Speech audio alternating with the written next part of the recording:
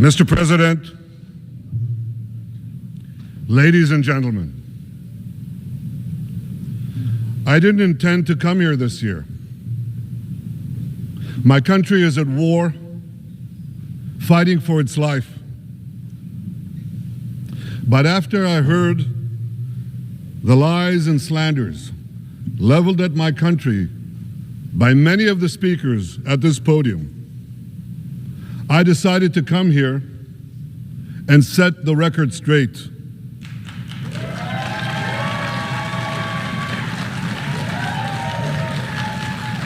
I decided to come here to speak for my people, to speak for my country, to speak for the truth. And here's the truth. Israel seeks peace. Israel yearns for peace. Israel has made peace and will make peace again.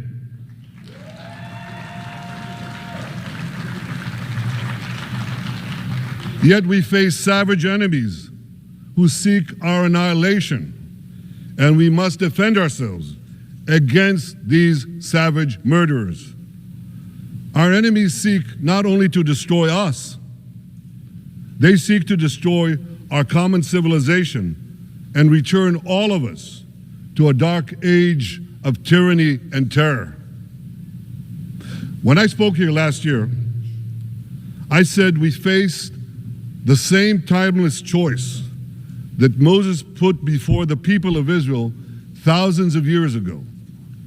As we were about to enter the Promised Land, Moses told us that our actions will determine whether we bequeath to future generations a blessing or a curse. And that is the choice we face today.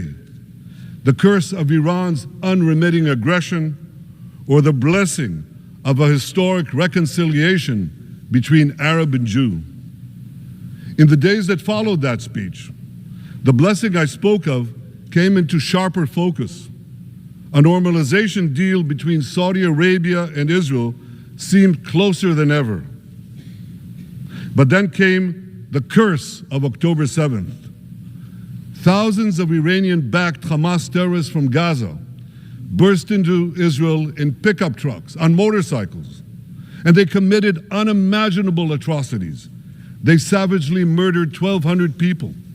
They raped and mutilated women. They beheaded men. They burned babies alive. They burnt entire families alive, babies, children, parents, grandparents, in scenes reminiscent of the Nazi Holocaust.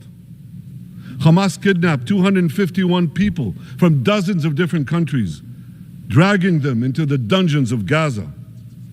Israel has brought home 154 of these hostages, including 117 who returned alive. I want to assure you, we will not rest until the remaining hostages are brought home too. And some of their family members are here with us today. I ask you to stand up.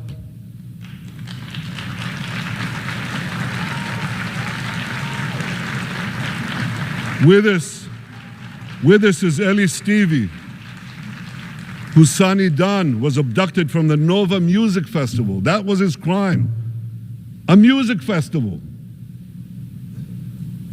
And these murderous monsters took him.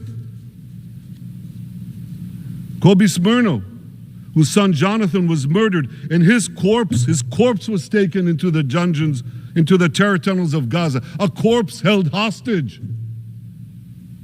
Salim al-Atrash, whose brother Muhammad, a brave Arab Israeli soldier, was murdered. His body too was taken to Gaza. And so was the body of Ifat Hyman's daughter in Bar, who was brutally murdered at that same music festival. With us is Sharon Sharabi, whose brother Yossi was murdered, and who prays for his older brother Eli, who is still held hostage in Gaza. And with us too is Izhar Lifsich from Kibbutz Nir Oz, a kibbutz that was wiped out by the terrorists.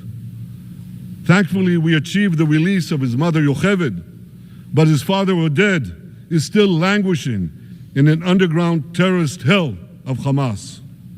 I again promise you, we will return your loved ones home. We will not spare that effort until this holy mission is accomplished.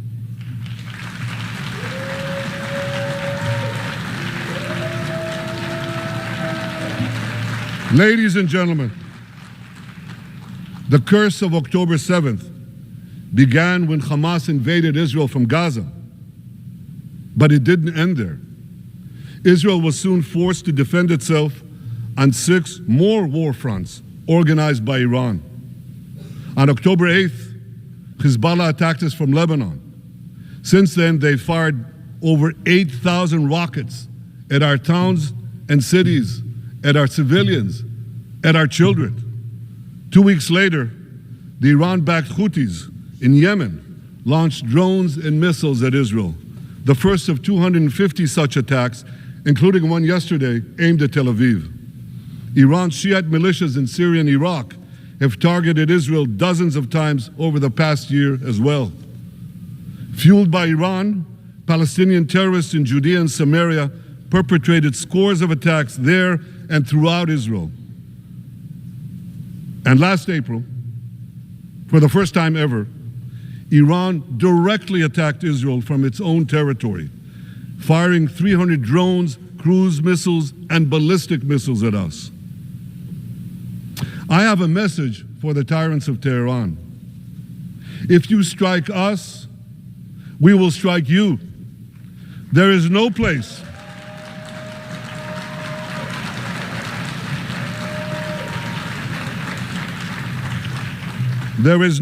in Iran that the long arm of Israel cannot reach.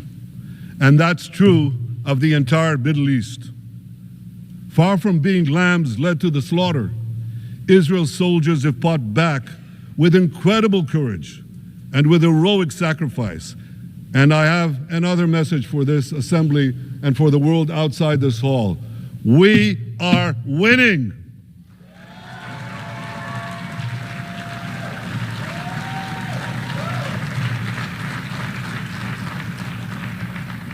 Ladies and gentlemen, as Israel defends itself against Iran in the seven-front war, the line separating the blessing and the curse could not be more clear. This is the map I presented here last year. It's a map of a blessing. It shows Israel and its Arab partners forming a land bridge connecting Asia and Europe between the Indian Ocean and the Mediterranean Sea. Across this bridge, we will lay rail lines, energy pipelines, fiber optic cables, and this will serve the betterment of 2 billion people. Now look at this second map. It's a map. Look at the second map. It's a map of a curse. It's a map of an arc of terror that Iran has created and imposed from the Indian Ocean to the Mediterranean. Iran's malignant arc has shut down international waterways. It cuts off trade. It destroys millions, destroys nations from within, and inflicts misery on millions. On the one hand, a bright blessing, a future of hope.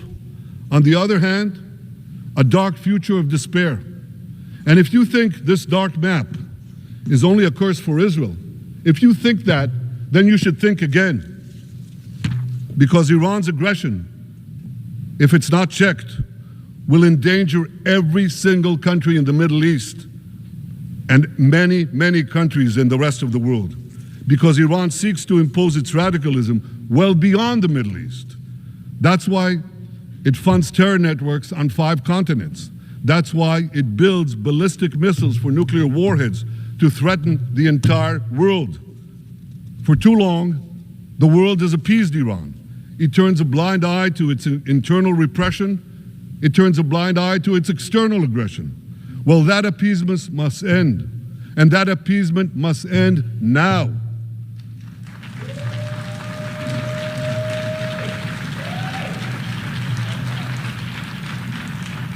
Nations of the world should support the brave people of Iran who want to rid themselves of this evil regime.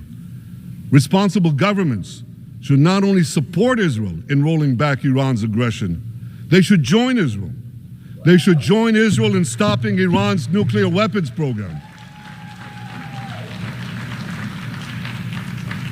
In this body, in the Security Council, we're going to have a deliberation in a few months. And I call on the Security Council to snap back UN Security Council sanctions against Iran, because we must all do everything in our power to ensure that Iran never gets nuclear weapons.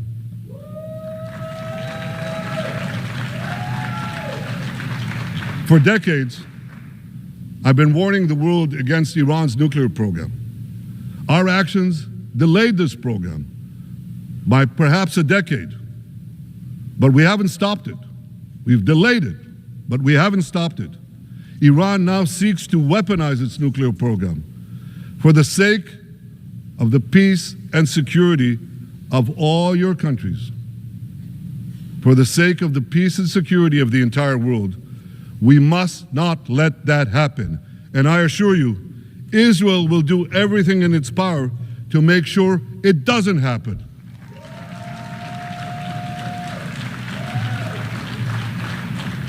So, ladies and gentlemen, the question before us is simple.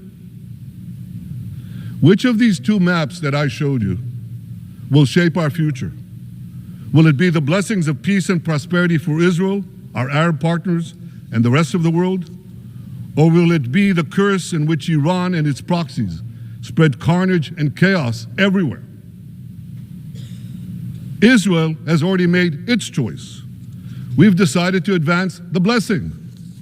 We're building a partnership for peace with our Arab neighbors while fighting the forces of terror that threaten that peace.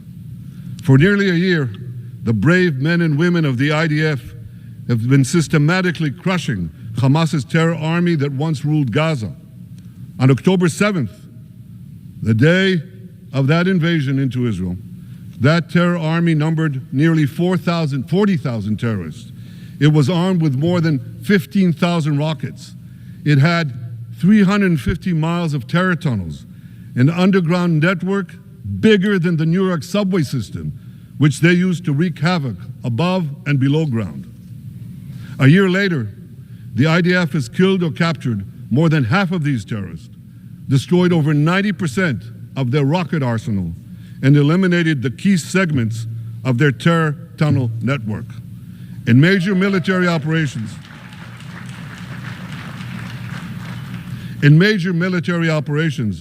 we destroyed nearly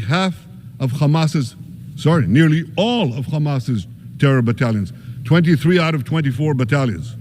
Now, to complete our victory, we are focused on mopping up Hamas's remaining fighting capabilities.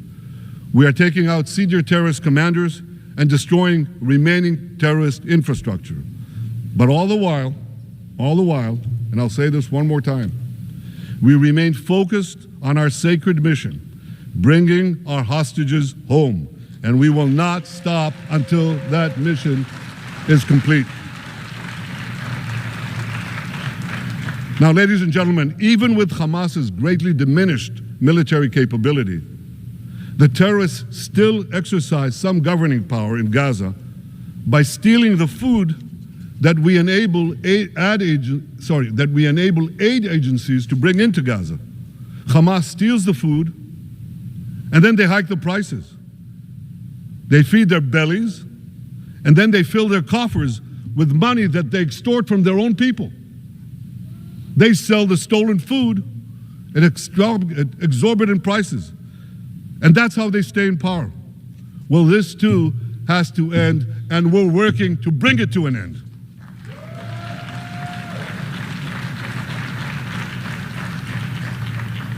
And the reason is simple.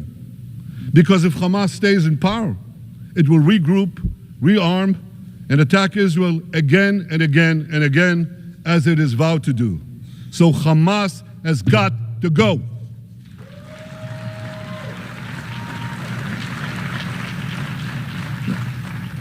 Just imagine For those who say, well, Hamas has to stay, it has to be part of a post-war Gaza, imagine in a post-war situation in World War II, imagine allowing the defeated Nazis in 1945 to rebuild Germany. It's inconceivable, it's ridiculous. It didn't happen then, it's not gonna happen now.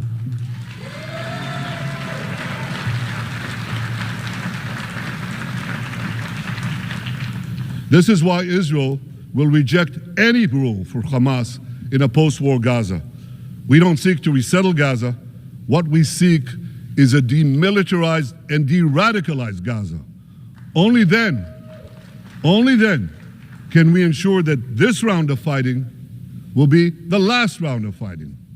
We are ready to work with regional and other partners to support a local civilian administration in Gaza committed to peaceful coexistence.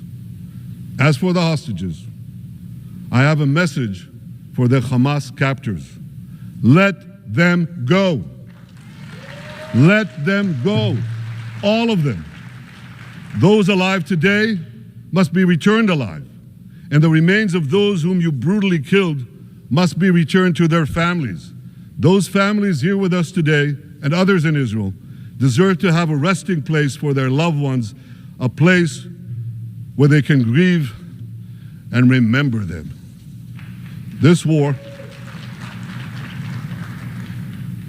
ladies and gentlemen, this war can come to an end now. All that has to happen is for Hamas to surrender, lay down its arms, and release all the hostages. But if they don't, we will fight until we achieve victory, total victory. There is no substitute for it.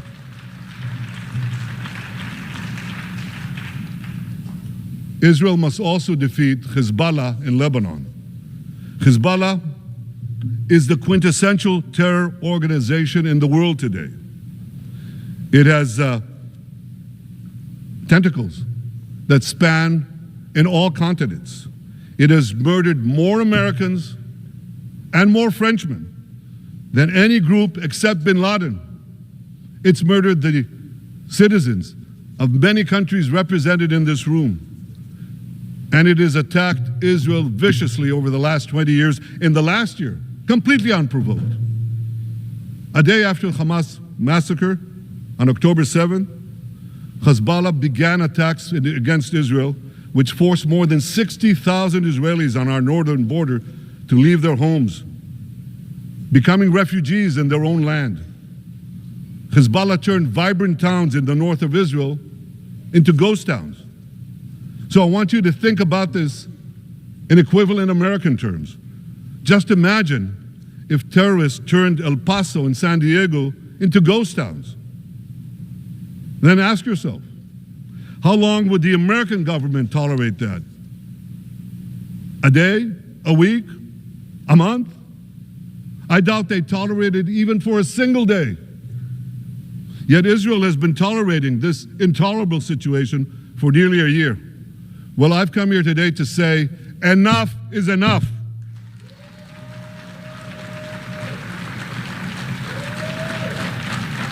We won't rest until our citizens can return safely to their homes.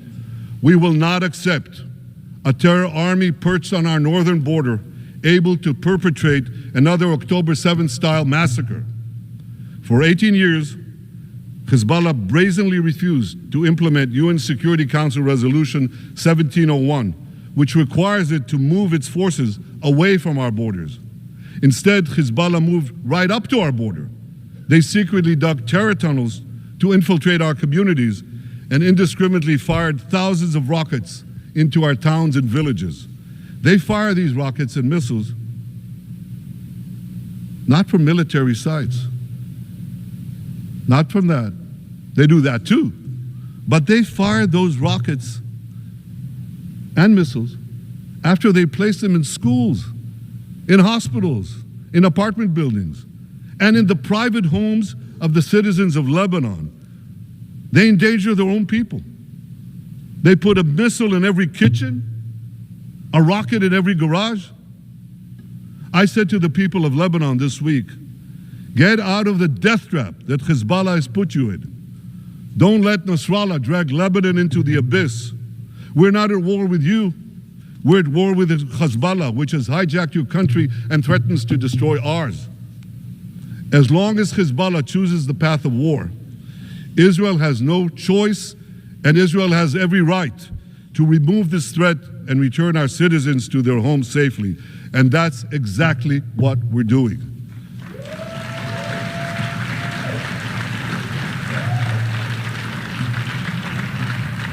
Just this week, the IDF destroyed large percentages of Hezbollah's rockets, which had built with Iran's funding for 3 decades. We took out senior military commanders who not only shed Israeli blood, but American and French blood as well. And then we took out their replacements, and then the replacements of their replacements. And we'll continue degrading Hezbollah until all our objectives are met.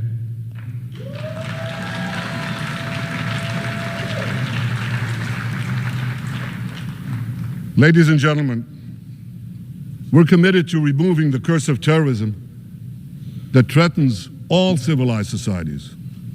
But to truly realize the blessing of a new Middle East, we must continue the path we paved with the Abraham Accords 4 years ago. Above all, this means achieving a historic peace agreement between Israel and Saudi Arabia.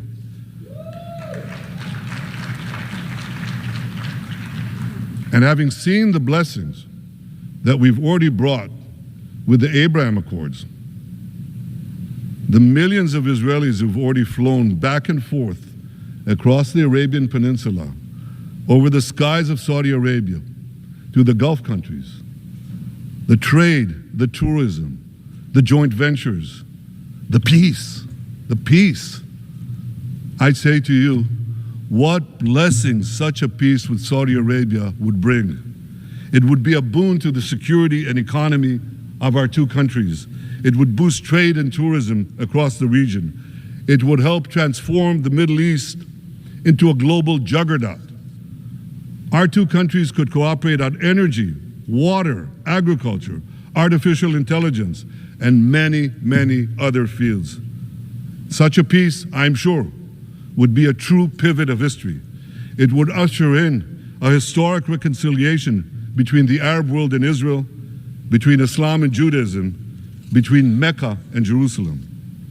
While Israel is committed to achieving such a peace, Iran and its terror proxies are committed to scuttling it.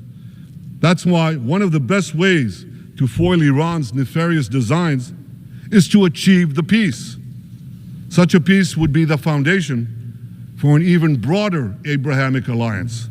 And that alliance would include the United States, Israel's current Arab peace partners, Saudi Arabia, and others who choose the blessing of peace. It would advance security and prosperity across the Middle East and bring enormous benefits to the rest of the world. With American support and leadership, I believe this vision can materialize, and much sooner than people think. And as the Prime Minister of Israel, I will do everything in my power to make it happen.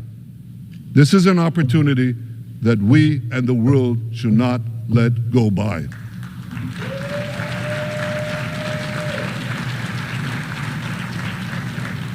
Ladies and gentlemen, Israel has made its choice. We seek to move forward to a bright age of prosperity and peace. Iran and its proxies have also made their choice. They want to move back to a dark age of terror and war. And now I have a question. And I pose that question to you. What choice will you make? Will your nation stand with Israel? Will you stand with democracy and peace? Or will you stand with Iran, a brutal dictatorship that subjugates its own people, exports terrorism across the globe? In this battle between good and evil, there must be no equivocation. When you stand with Israel, you stand for your own values and your own interests. Yes, we're defending ourselves, but we're also defending you against a common enemy that through violence and terror seeks to destroy our way of life. So there should be no confusion about this. But unfortunately, there is a lot of it in many countries and in this very hall, as I've just heard. Good is portrayed as evil, and evil is portrayed as good. We see this moral confusion when Israel is falsely accused of genocide, when we defend ourselves against enemies who try to commit genocide against us. We see this too when Israel is absurdly accused by the ICC prosecutor of deliberately starving Palestinians in Gaza. What an absurdity. We helped bring in 700,000 tons of food into Gaza. That's more than 3,000 calories a day for every man, woman, and child in Gaza. We see this moral confusion when Israel is falsely accused of deliberately targeting civilians. We don't want to see a single person, a single innocent person die. That's always a tragedy. And that's why we do so much to minimize civilian casualties, even as our enemies use civilians as human shields. And no army has done what Israel is doing to minimize civilian casualties. We drop flyers, we send text messages, we make phone calls by the millions to ensure that Palestinian civilians get out of harm's way. We spare no effort in this noble pursuit. We see yet another profound moral confusion when self-described progressives march against the democracy of Israel. Don't they realize they support the Iranian-backed goons in Tehran and in Gaza? The goons who gun down protesters, murder women for not covering their hair, and hang gays in public squares, some progressives. According to the US Director of National Intelligence, Iran funds and fuels many of the protesters against Israel. Who knows, maybe some of the protesters, or even many of the protesters outside this building now. Ladies and gentlemen, King Solomon, who reigned in our eternal capital, Jerusalem, 3,000 years ago, proclaimed something that is familiar to all of you. He said, "There is nothing new under the sun." Well, in an age of space travel, quantum physics, and artificial intelligence, some would argue that's a debatable statement. But one thing is undeniable. There is definitely nothing new at the United Nations.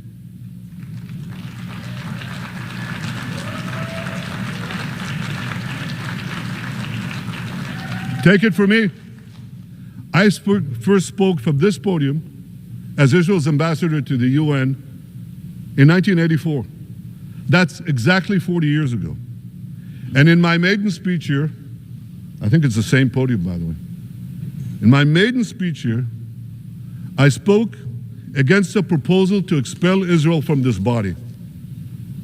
4 decades later, I find myself defending Israel against that same preposterous proposal.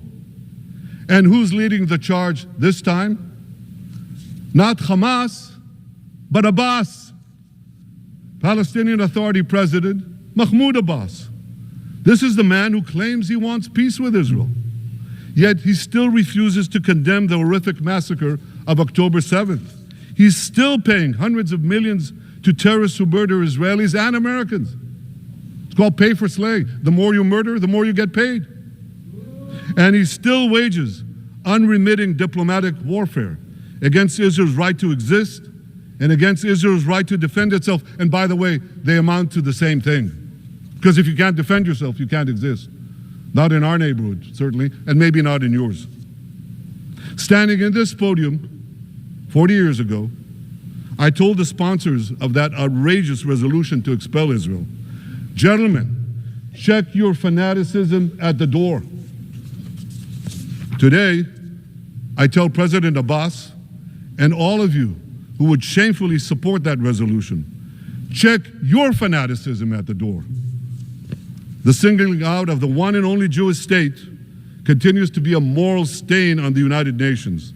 It has made this once respected institution contemptible in the eyes of decent people everywhere. But for the Palestinians, this UN House of Darkness is home court. They know that in this swamp of anti-Semitic bile, There's an automatic majority willing to demonize the Jewish state on anything. In this anti-Israel, flat earth society, any false charge, any outlandish allegation can muster a majority. In the last decade, there have been more resolutions passed against Israel in this hall at the UN General Assembly than against the entire world combined. Actually, more than twice as many. Since 2014, this body condemned Israel 174 times. It condemned all the other countries in the world 73 times. That's more than 100 extra condemnations for the Jewish state. What hypocrisy, what a double standard, what a joke. So the UN's hostility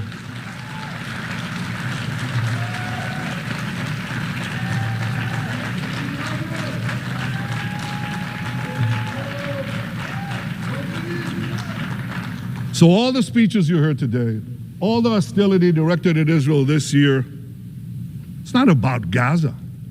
It's about Israel.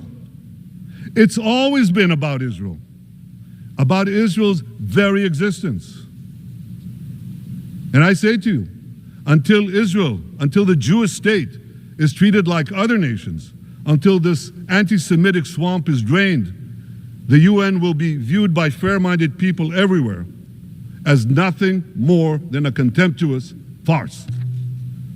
Now, given the anti-Semitism at the UN, it should surprise no one that the prosecutor at the ICC, one of the UN's affiliated organs, is considering issuing arrest warrants against me and Israel's defense minister, the democratically elected leaders of the democratic state of Israel. The ICC prosecutors rushed to judgment. His refusal to treat Israel with its independent courts the way other democracies are treated is hard to explain by anything other than pure anti-Semitism. Ladies and gentlemen, the real war criminals are not in Israel. They're in Iran. They're in Gaza, in Syria, in Lebanon, in Yemen. Those of you who stand with these war criminals, those of you who stand with evil against good, with a curse against the blessing, those of you who do so should be ashamed of yourselves.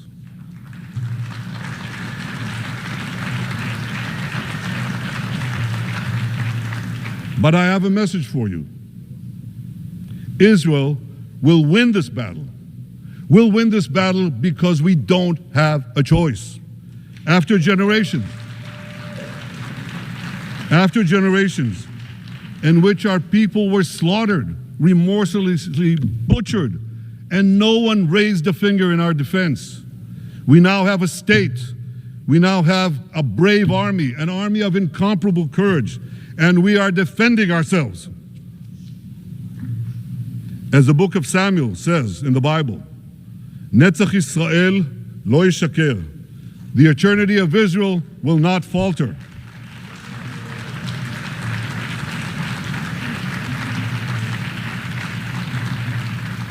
In the Jewish people's epic journey from antiquity, in our odyssey through the tempests and upheavals of modern times, that ancient promise has always been kept, and it will hold true for all time. To borrow a great poet's phrase, Israel will not go gently into that good night. We will never need to rage against the dying of the light, because the torch of Israel will forever shine bright.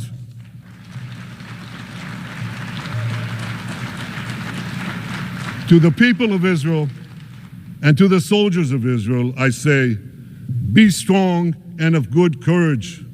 חזקו ואמצו ואל תיראו מפניהם, כי אדוני אלוהיך הוא ההולך עמך, לא ירפך ולא יעזבך.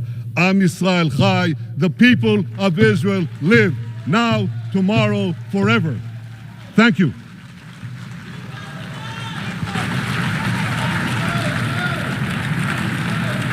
On behalf